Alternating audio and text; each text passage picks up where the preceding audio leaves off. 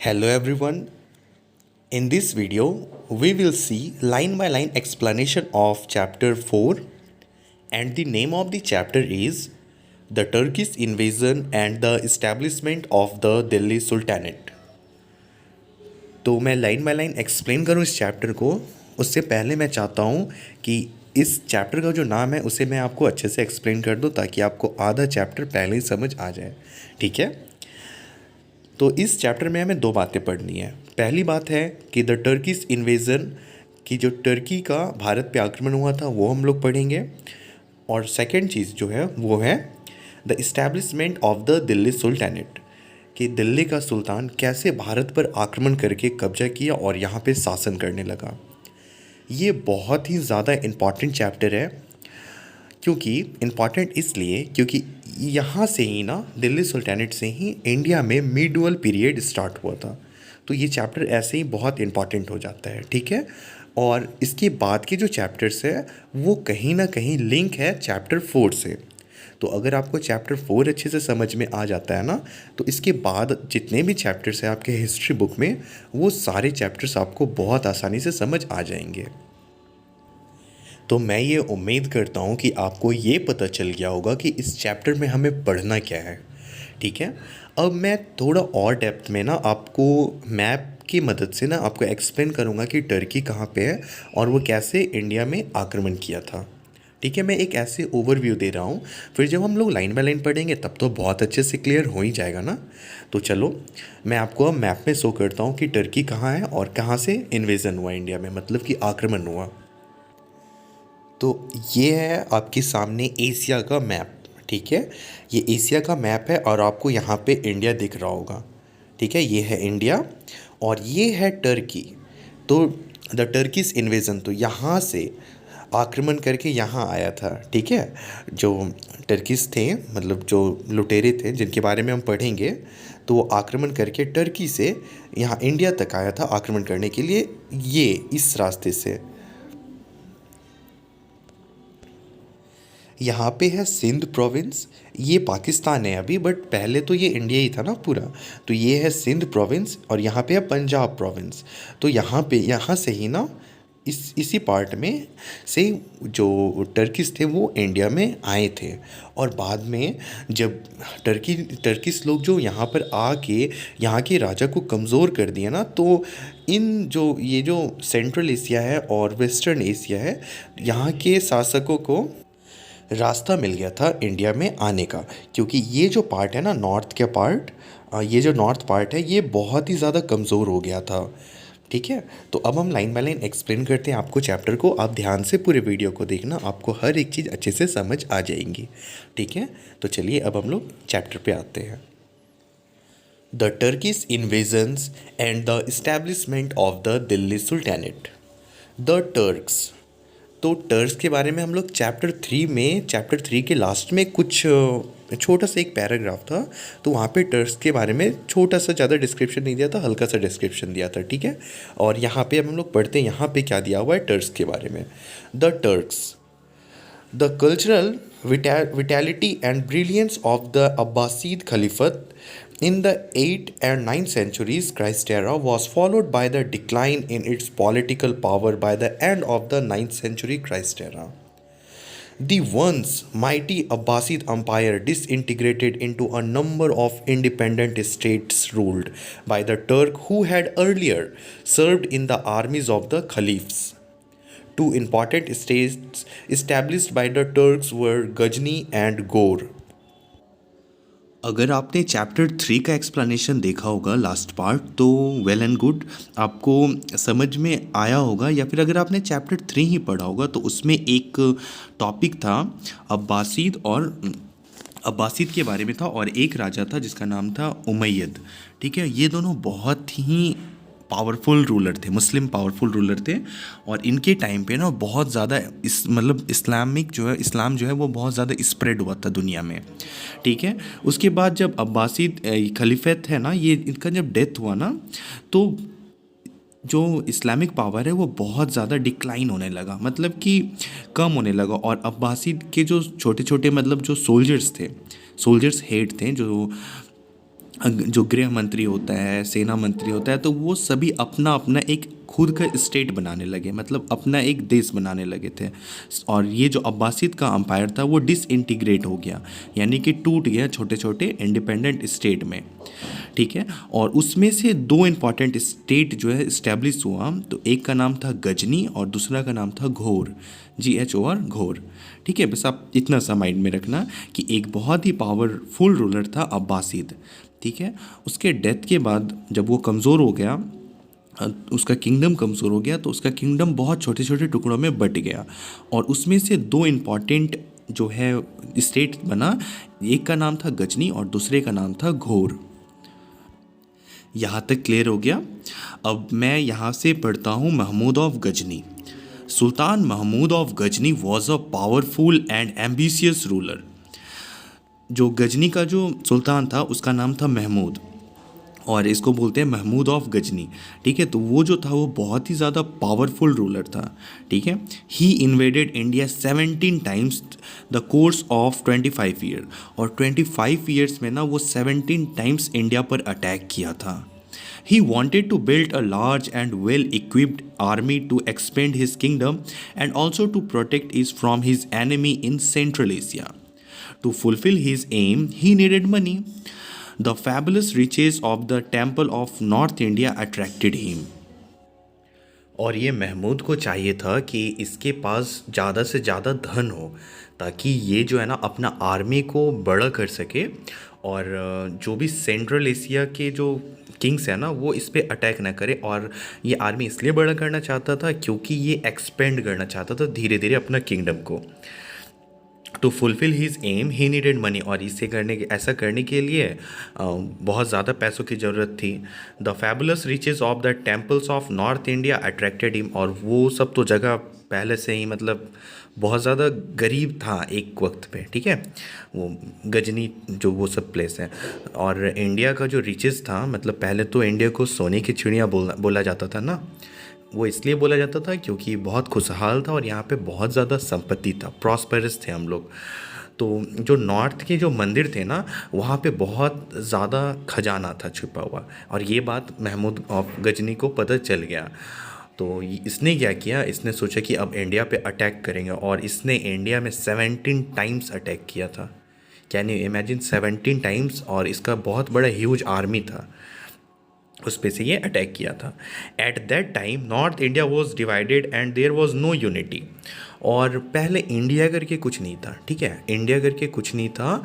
India के जो ruler थे ना सबका एक अपना अपना स्टेट हुआ करता था, मतलब सबका अपना अपना एक एरिया बटा हुआ था, और सभी अपने एरिया में खुश थे, सब कुछ ठीक चल रहा था। ठीक है, मतलब ऐसा कुछ यूनिटी नहीं था लोगों में कि जो कोई अगर बिहार का रूलर है तो वो मतलब उसका बहुत अच्छा रिलेशन है गुजरात के रूलर से, मतलब इस तरीके का नहीं था। ठीक है ना, आई होप आप समझ रहे होंगे। तो एट दैट टाइम उस वक्त नॉर्थ इंडिया वॉज डिवाइडेड, बटा हुआ था, and there was no unity, मतलब भाईचारा, एकता नहीं था।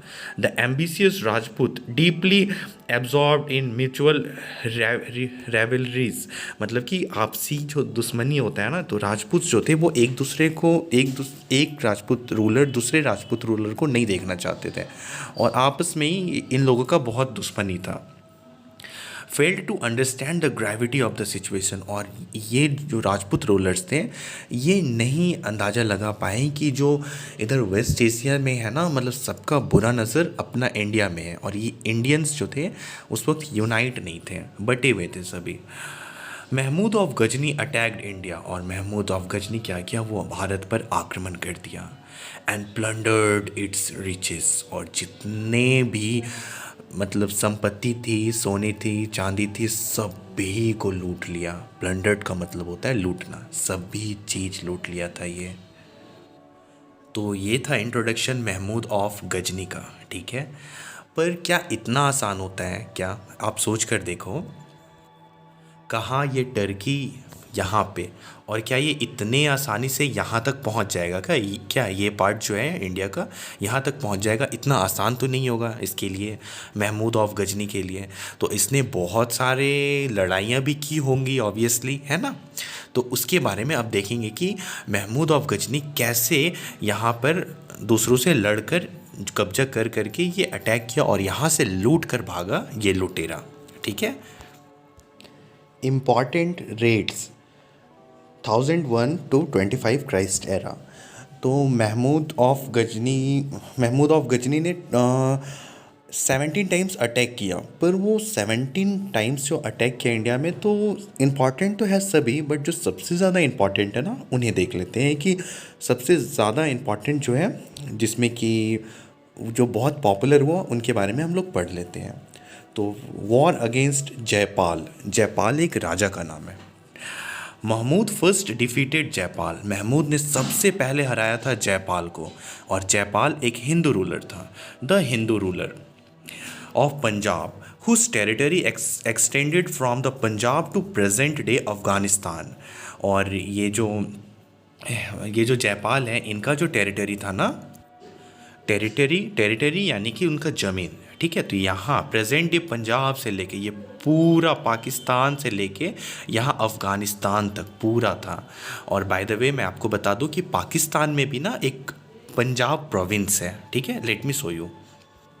हाँ देखो, ये है पाकिस्तान का मैप, ठीक है। और आपको यहाँ पे दिख रहा होगा ना पंजाब प्रोविंस, और ये सिंध प्रोविंस है, ठीक है। और इसके बारे में मैं आगे जिक्र करूँगा, बट आप देख लो यहाँ पे पंजाब प्रोविंस यहाँ पाकिस्तान में भी है और इंडिया में भी है। और इनका जो है ना, जो जयपाल था, इनका जो किंगडम था वो अफ़गानिस्तान तक फैला हुआ था। अफ़गानिस्तान तक, ये पूरा यहाँ तक फैला हुआ था। सोच लो कितना बड़ा टेरिटरी था। जयपाल वॉज फोर्स्ड टू पे ट्रिब्यूट। और जयपाल को एकदम ज़बरदस्ती किया कि तुम इज्जत दो महमूद ऑफ गजनी को। Unable to bear the humiliation of the defeat. और जो ये हार गया था जयपाल महमूद ऑफ गजनी से, तो Jaipal burned himself to death. तो जयपाल ने ये बेइज्जती सह नहीं पाया और ख़ुद को आग लगा के मर गया। तो ये अभी हमने पढ़ा पहला मतलब इंसिडेंट, जो इम्पॉर्टेंट रेड में पहला था वॉर अगेंस्ट जयपाल। अब सेकंड जो हमें पढ़ना है वो है war against Anandpal. War against Anandpal. तो आनंदपाल थे ना, वो जयपाल के, जो किंग जयपाल थे ना हिंदू रूलर, उनके बेटे थे, ठीक है, आनंदपाल। और आप बस ये इमेजिन करो ना कि अगर कोई राजा मर जाए, ठीक है, एसिसिनेटेड हो गया, मतलब कि राजा का मतलब मौत हो गया, कोई मौत करके चला गया, वो भी कोई बाहर से आकर, तो लोग अवेयर हो जाएंगे ना, जो अदर किंग है वो तो अवेयर हो जाएंगे कि अरे उस राजा को मार दिया गया था कोई बाहर से आके, तो अब हमें भी मिलजुल कर रहना था। इससे पहले जो था, मैंने आपको बताया ना कि कोई भी जो थे वो अच्छे से मिलकर नहीं रहते थे। सब राजपूत रूलर्स जो थे, ऑलमोस्ट बहुत सारे राजपूत रूलर्स एक दूसरे से मतलब मतभेद रहता था। तो किंग जयपाल के डेथ के बाद ना आनंदपाल भी बहुत अवेयर हो गया, और जो उसके पड़ोसी राजा थे उन्हें समझाया कि देखो कैसे मतलब कोई बाहर से आकर मतलब आक्रमण किया और ख़त्म कर दिया। तो ऐसा हो सकता है कि कल हो के वो मुझे भी मार दे, और अगर मुझे मारेगा तो वो तुम्हें भी मार देगा। तो ऐसा समझाएं, ठीक है। तो कुछ कुछ राजा थे जो वो समझ गए बात कि हाँ ये तो आनंदपाल सही कह रहा है, हमें मिलजुल कर रहना चाहिए। तो अलायंस बन गया। अलायंस का मतलब होता है सभी एक दूसरे से मिलकर, कि अगर मार वार हुआ ना तो एक कॉल किए तो सभी आ गए, मतलब एक कॉल किए मतलब कि एक मैसेज अगर भिजवा दिए तो सभी राजा अलर्ट हो जाएंगे और सभी आ जाएंगे एक साथ, ठीक है। तो अगर सभी एक साथ आ जाता है ना तो उसमें हराने में थोड़ा सा मुश्किल होता है। ओके, अब हम लाइन बाय लाइन पढ़ते हैं, आप समझना। War against Anandpal. Anandpal, Jaipal's son and successor, formed an alliance with the ruler of some of the important state of western and central India. तो आनंदपाल जो थे वो जयपाल मतलब जयपाल के बेटे थे आनंदपाल, ठीक है। और इसने क्या किया, ये अलायंस बनाए। अलायंस मतलब कि दूसरे से दोस्ती किया और बोला कि अगर मैं मुसीबत के टाइम अगर आपको मैं फ़ोन करूं तो आप भी आ जाना मुझे बचाने के लिए, और सब साथ में लड़ेंगे, साथ में रहेंगे तो स्ट्रांग रहेंगे, ठीक है। तो इन्होंने कुछ वेस्टर्न स्टेट यानी कि जो वेस्ट इंडिया है, मतलब नीचे वाला पार्ट जो है, वहाँ के राजा को बोला, और सॉरी वेस्ट मतलब ये जो हैं वो वेस्ट का पार्ट हो गया ये, जैसे देखो गुजरात हो गया, ठीक है। और सेंट्रल मतलब यहाँ पे हो गया मध्य प्रदेश, उत्तर प्रदेश। यहाँ के राजा को इसने बोला कि चलो हम लोग साथ में रहते हैं, अलायंस होके रहेंगे। They made elaborate arrangement to repulse Ghazni and protect their state and culture. फिर ये इन्होंने मतलब बहुत अच्छे से सभी वादा किया कि हाँ एकदम आएंगे, जब मारवाड़ होगा ना तो एकदम बिल्कुल आएंगे. The grave threat of foreign invasion inspired the people to rise to the defense of their land. और जब फॉरेन से मतलब विदेश से कोई आकर आक्रमण कर रहा था तो लोगों में भी डर था कि अगर राजा को मार के वो अगर सत्ता में बैठ जाए तो पता नहीं वो कैसे ट्रीट करेगा हम लोग को. अभी का तो राजा है, वो सभी कुछ अच्छे से लेके चल रहा है, बट आई डोंट नो मतलब कि जब जो दूसरा राजा आएगा वो किस तरीके से रहेगा. तो सभी लोग भी डरे हुए थे.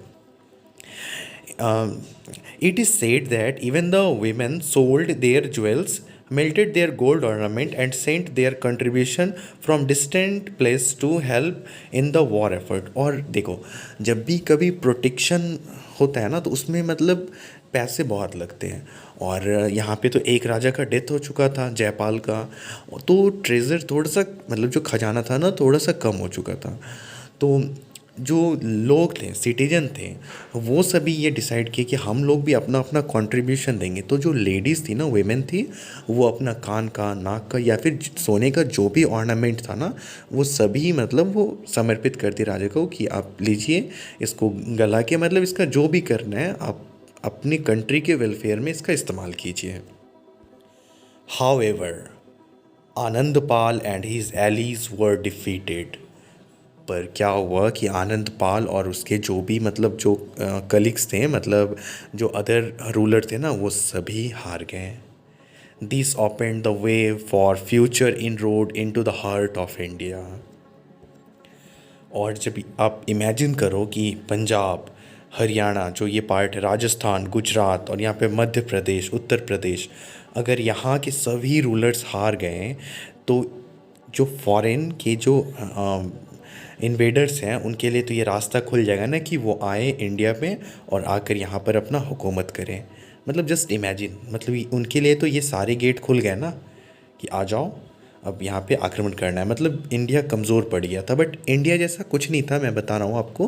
मतलब सब अपना इंडिपेंडेंट, सबका अपना अपना जगह था और सब वहाँ के राजा हुआ करते थे पहले. और किसी को किसी से उतना मतलब नहीं था और किसी से किसी को उतना मतलब नहीं था. इसी रीज़न के कारण ये पार्ट में जो है वो हार गए. अब जो सारे मेन रूलर्स को हरा दिए थे नॉर्थ के, तो महमूद के लिए ये बहुत आसान हो गया था इंडिया में अब एंटर करना. Later most of Mahmud's attack were directed to the temple towns of north India. North India में जितने भी टेम्पल्स थे वहाँ पर इनका अटैक होता था. A temple town was not merely a religious centre but a treasure house of fabulous riches as well. और उस वक्त ना टेम्पल सिर्फ पूजा करने का स्थान नहीं था, टेम्पल एक ऐसा स्थान था जहाँ पर बहुत सारा संपत्ति, धन दौलत, मतलब बहुत सारे सोने चांदी वो सब रखे जाते थे. 100 of temples were plundered and destroyed. 100 से भी ज़्यादा टेम्पल्स ना लूट लिए गए और उन्हें डिस्ट्रॉय कर दिया गया. They attacked on the Somnath temple in Kathiawad was Mahmud's most ambitious and profitable expedition. और सबसे इम्पॉर्टेंट अटैक जिसमें महमूद ऑफ गजनी बहुत ज़्यादा धन दौलत लूटे थे ना, वो था सोमनाथ टेम्पल. सोमनाथ टेम्पल बिल्कुल गुजरात के एकदम, गुजरात जो है ना उसके लास्ट में है. ठीक है, सोमनाथ टेम्पल आप गूगल कर लेना, आपको वहाँ पे पिक्चर मिल जाएगा. उस टेम्पल पर अटैक किया और जितने भी धन दौलत थे ना वो सारे को वो लूट कर अपने यहाँ लेकर चले गए हैं. The Indians put up a stubborn resistance to save the magnificent temple, which was a richest and the most sacred temple of the Hindus.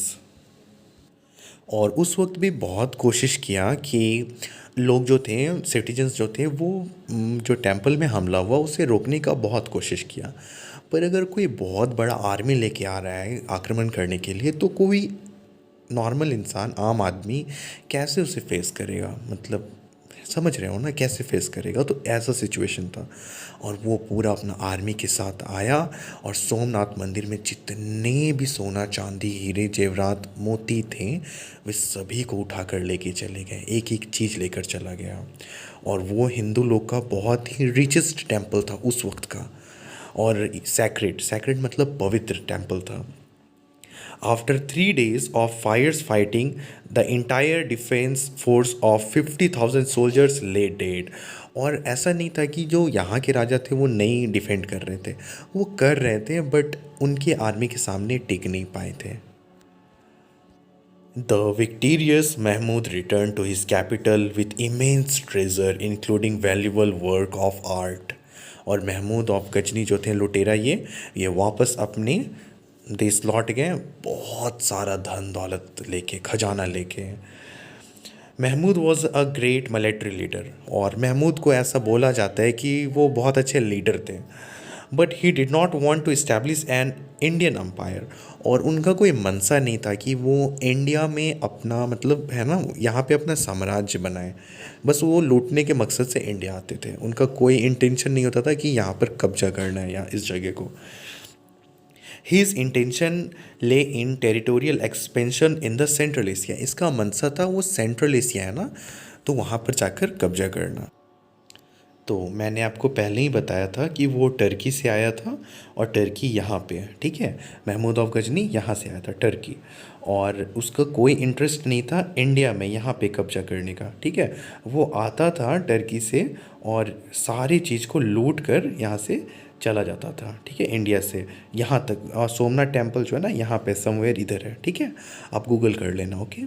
But उसका मनसा ये था ना कि वो सेंट्रल एशिया में ऐसे मेनली 5 देश होते हैं, ठीक है, मैं उनका नाम ले लेता हूँ।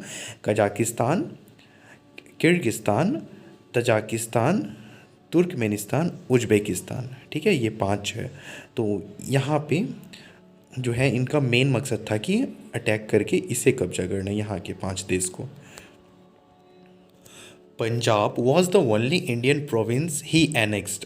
और पंजाब का ही पार्ट को बस थोड़ा सा ही वो कब्जा किया था। सुल्तान Mahmood drained away India vast treasure and used them to transform Ghazni into a magnificent capital city। और इतना धन दौलत जो वो लूटा ना, तो वो धन दौलत का इस्तेमाल वो किया जो अपना शहर था और गजनी उसको चमकाने में किया। Ghazni was adorned with splendid mosque, libraries and a museum. और अपना जो उसका गजनी था जगह, वहाँ पे इसने बहुत सारे लाइब्रेरीज बनाए, म्यूज़ियम बनाए, मॉस्क बनाए, ठीक है, मस्जिद बनाए। The court of Ghazni glittered with sparkling pearls, rubies and diamond. और इसका जो कोर्ट था जहाँ पे ये बैठते थे, ठीक है, इनका जो दरबार था गजनी का, वहाँ पे पूरा मोती, हीरा और रूबीज के पत्थर लगा दिए थे, पूरा चमका दिया था लूट के, मतलब in short. Mahmud was known as the idol breaker and bandit operating on a large scale in context of Indian history. Mahmud को बोला जाता है कि मतलब आइडल ब्रेकर, आइडल का मतलब होता है मूर्ति तोड़ने वाला, ठीक है। However, he was a patron of art and learning and enjoyed the company of learned scholar and poet। यहाँ पर थोड़ा सा इस बुक के राइटर ने ग्लोरीफाई किया है महमूद को, कह रहे हैं कि जो महमूद है वो जो आर्ट वाली चीज़ होती है ना, आर्ट पोएम, तो उसमें बहुत इंटरेस्ट रखता था। The Persian poet Firdausi, author of a great epic Sahnama, and the great Persian historian and mathematician Al-Biruni were among the eminent scholar patronized by Mahmud। तो यहाँ पे 2 लोगों के नाम दिए गए हैं कि फिरदौसी और अल-बरूनी, ठीक है। अल-बरूनी एक हिस्टोरियन और मैथमेटिशियन थे, तो ये दोनों ना इनके दरबार में रहते थे, और भी लोग रहते थे बट मेनली इन्हीं दोनों का जिक्र किया गया है, अल-बरूनी और फिरदौसी, ठीक है, और इन पे रहते थे। और ऐसा लिखा गया है इस आपकी बुक में कि बहुत ज़्यादा इज्जत करते थे ऐसे लोगों का Mahmud raid exposed the weakness of the north state and paved the way for the conquest of India. The empire of Ghazni disintegrated rapidly after Mahmud's death. तो महमूद ऑफ गजनी जो था वो ऐसा कर दिया था ना इंडिया के लिए, ऐसा तोड़ के चला गया था इंडिया को कि कोई भी फॉरेन का जो है आक्रमणकारी वो आए इंडिया में आराम से और वो घुस जाए, मतलब नॉर्थ के पार्ट को पूरा तोड़ दिया था, ठीक है। बट क्या हुआ कि जब गजनी मरा, सॉरी महमूद ऑफ गजनी मरा, तो इसका जो किंगडम था वो धीरे धीरे सब खत्म हो गया। और when Mohammad Ghori invaded India, फिर जब मोहम्मद गौरी इन्वेड किया इंडिया में, आक्रमण किया, at the end of 12th century Christ era, there were 5 major Rajput kingdom in the north. तो जब मोहम्मद गौरी, ठीक है, Mohammad Ghori is a different person, okay. तो जब मोहम्मद गौरी ने आक्रमण किया इंडिया पे 12th सेंचुरी पे, तो इंडिया में मोस्टली 5 राजपूत किंगडम थे, ठीक है। और उनके नाम है राठौड़, जो कि कन्नौज में रहते थे, चौहान्स जो कि दिल्ली में रहते थे और अजमेर में रहते थे, फिर सोलंकीस जो कि गुजरात में रहते थे, और पारामार्स, ठीक है, जो कि मालवा में रहते थे, एंड चंडेलास ऑफ बुंदेलखंड जो कि बुंदेलखंड में रहते थे। तो ये 5 नाम है। मैं एक बार फिर से पढ़ देता हूँ, इन 5 नाम को आप माइंड में रखना है क्योंकि क्वेश्चन आंसर में इसका जिक्र होगा, ठीक है। तो 5 जो मेजर राजपूत किंगडम्स थे उनका नाम था राठौड़, चौहान, सोलंकीज, पारामर्स और चंडेलास, ठीक है, ये 5 हैं। और इनके जगह थे, राठौड़ जो थे वो कन्नौज में रहते थे, चौहान जो है वो दिल्ली में रहते थे और अजमेर में रहते थे, सोलंकीज गुजरात में रहते थे, पारामर्स जो है वो मालवा में रहते थे, और चंडेला जो है वो बुंदेलखंड में रहते थे, ठीक है। आप देख लो यहाँ पे मैप में सभी का दिया गया होगा। देखो चौहान्स यहाँ पे रहते थे, सोलंकीज यहाँ पे, पारामर्स यहाँ पे, राठौड़ यहाँ पे, ठीक है। तो ऐसे ही यहाँ पे सभी दे दिए गए हैं। और जैसा कि मैंने बताया कि मोहम्मद गौरी इन्वेड किया था 12th सेंचुरी में, तो आपके माइंड में भी ये क्वेश्चन आया होगा कि हु इज़ मोहम्मद गौरी, कौन था भाई ये मोहम्मद गौरी, ठीक है। तो इसे मैं आपको बताऊँगा नेक्स्ट वीडियो में, ठीक है। तो आपको पार्ट 2 वीडियो मिल जाएगा। कैसे मिलेगा आप डिस्क्रिप्शन चेक कर लें, वहाँ पे मैंने सारी डिटेल्स दे दी हैं कि कैसे आपको पार्ट 2 वीडियो मिलेगा। आपको कैसा लगा यहाँ तक एक्सप्लेनेशन, आप प्लीज़ मुझे कमेंट करके बताइएगा, और कोई डाउट हो तो वो भी मुझे बताइएगा। बट आप ये ज़रूर बताइए कि आपको अच्छा लगा, बुरा लगा, बहुत अच्छा लगा, ये आप अपना फीडबैक ज़रूर देना, ठीक है। Thank you so much for watching this video.